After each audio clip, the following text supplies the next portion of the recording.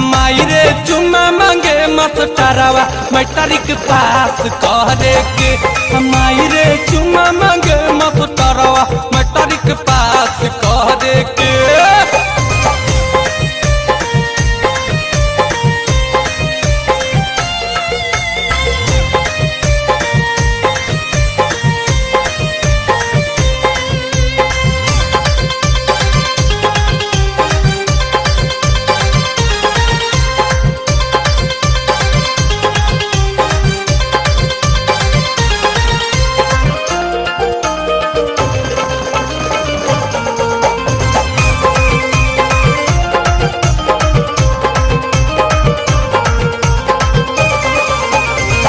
रोज फुसलावे बहकावे चॉकलेट से, मारी मारी माटा की बोलावे पिछला गेट पे।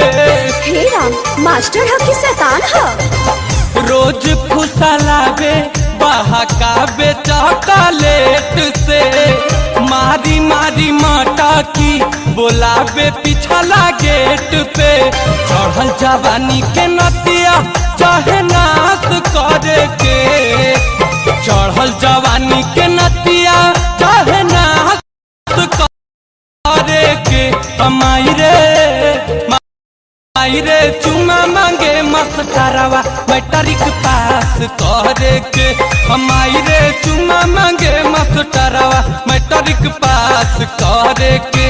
माई रे चुम्मा मांगे मास्टरवा मैट्रिक पास करे के।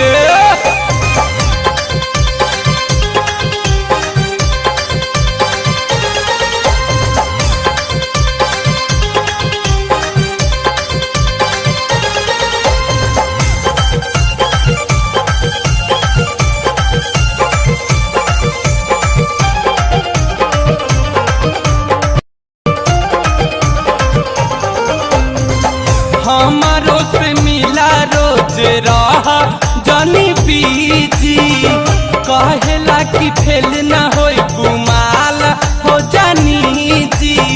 उनके बाप के राज है का जे पास कर रही है? हमारो से मिला रोज रहा जानी बीजी, कहेला कि फेल न होई गुमाल हो जानी जी। पढ़े के ना पढ़ाई ना मन उदास करे के, पढ़े के ना पढ़ाई ना मन उदास करे के। माई रे चुम्मा मांगे मास्टरवा मैट्रिक पास करे के।